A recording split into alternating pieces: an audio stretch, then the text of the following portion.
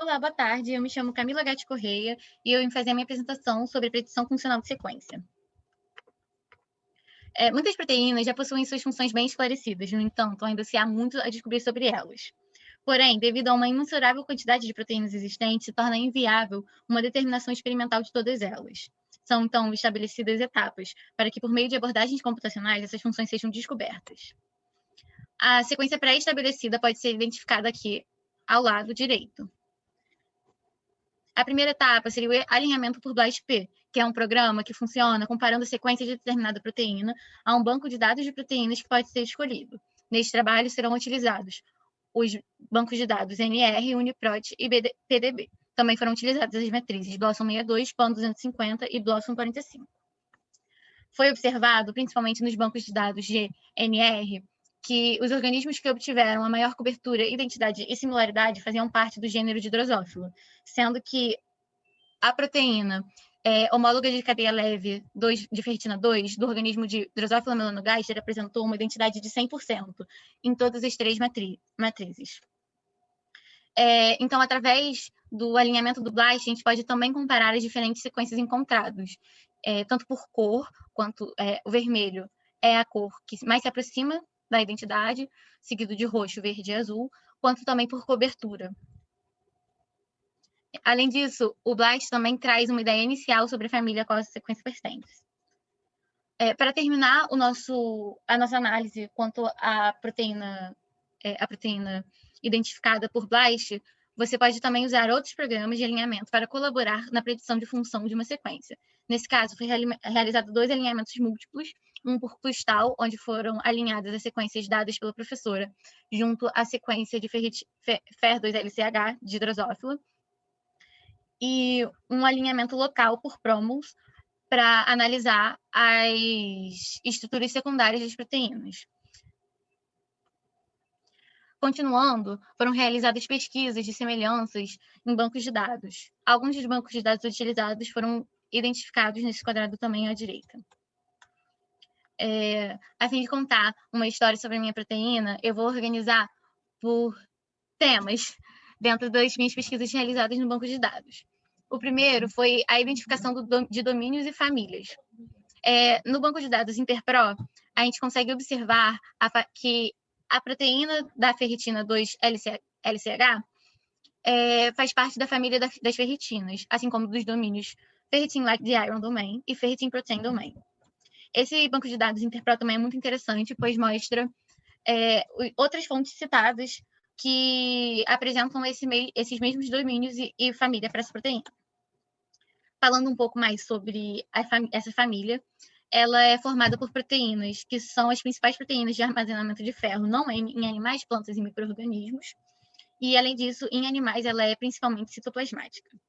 Geralmente, há 2 ou mais genes que codificam subunidades intimamente relacionadas, como no caso dos mamíferos, em que há 2 subunidades conhecidas como H, pesada, e L, leve.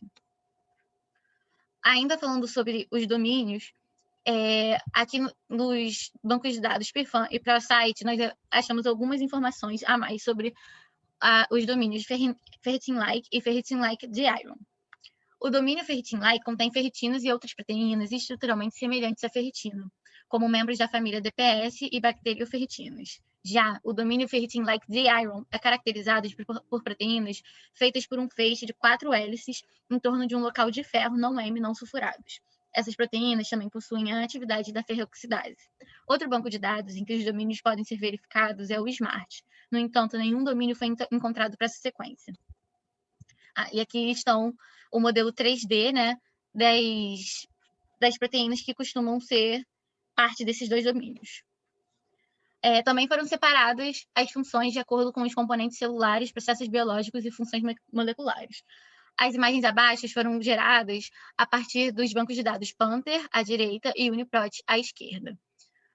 Os 2 utilizam o projeto Gene Ontology para classificação da função dessas proteínas, sendo que a diferença é que o Panther, na sua aba inicial, possui apenas classificações mais gerais dessa proteína, enquanto o UniProt já apresenta inicialmente as funções mais características, tanto funções moleculares quanto os processos biológicos. Aqui é a mesma coisa, só que para os componentes celulares, a gente tem o gráfico gerado por Panther, dos dois componentes celulares mais gerais, e aqui a gente tem um esquema do banco de dados de UniProt, onde a gente consegue observar a ação de onde essa proteína está agindo, né, nessa célula. Outro jeito de você identificar a localização subcelular é através do banco de dados de WolfSort. Nele são avaliados 32 proteínas com mais próximas, né, dessa sequência que foi inserida, e a gente consegue observar que a maior parte das proteínas, dos neighbors, elas são proteínas secretadas, inclusive as que possuem maior identidade, que estão aqui representadas por uma identidade de 17, 16 e 16%. Isso já implica que provavelmente a sequência em questão é de uma proteína que é secretada. Outra coisa que suporta esse fato são os dados encontrados pelo banco de dados SignalP, em que ele apresenta uma probabilidade de 99,96% de haver um peptídeo sinal na porção inicial dessa proteína, o que significa que ela provavelmente vai ser secretada pela célula. Outra caracterização da proteína é através das vias de sinalização, só que, de acordo com os dados encontrados nos bancos MetaSeq, KEGG e Flybase, ainda não foram encontradas vias de sinalização para a proteína de FER2-LCH.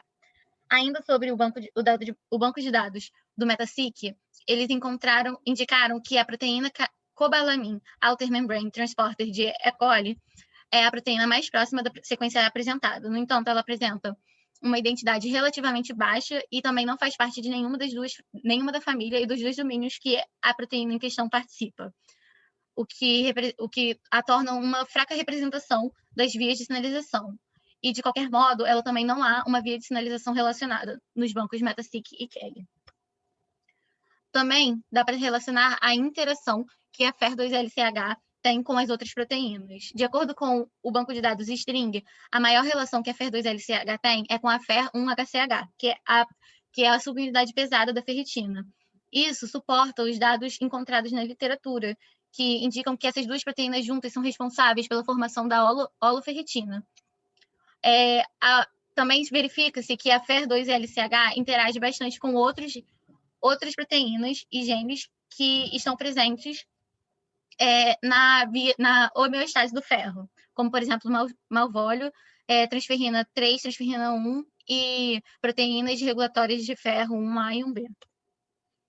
Aqui é um exemplo do Swiss Model da estrutura 3D formada pela junção de FER1-HCH e FER2-LCH, formando a holoferritina.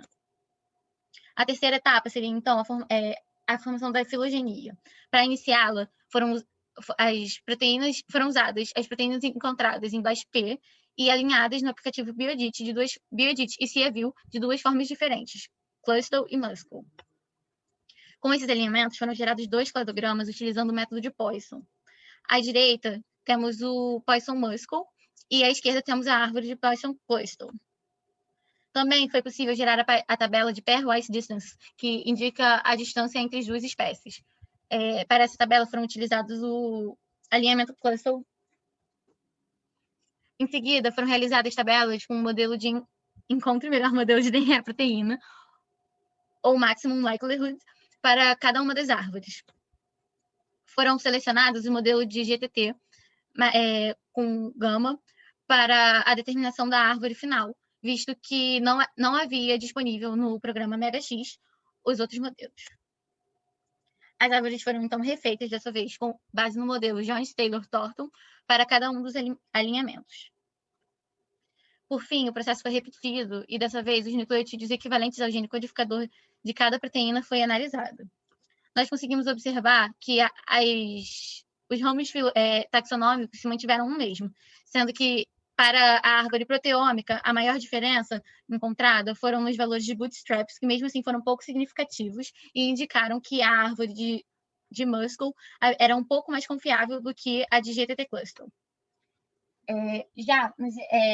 Na árvore filogenética, os valores de bootstrap foram maiores do que as proteômicas e também houve pouca variação entre a árvore final e a árvore inicial. Com esses dados, presume-se, então, que a sequência em questão se trata da proteína homóloga de cadeia leve da ferritina 2, ou FER2-LCH, pertencente às moscas de Drosophila melanogaster.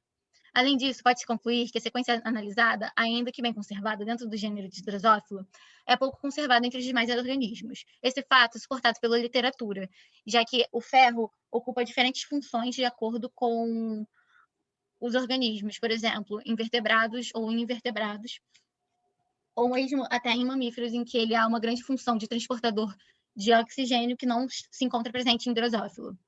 Também verificou-se a necessidade de mais estudos quanto às vias de sinalização de FER2-LCH, que pode estar envolvida, visto a falta de informações sobre o assunto nos diferentes bancos de dados. Obrigada por assistir, espero que tenham gostado. Qualquer dúvida é só me perguntar.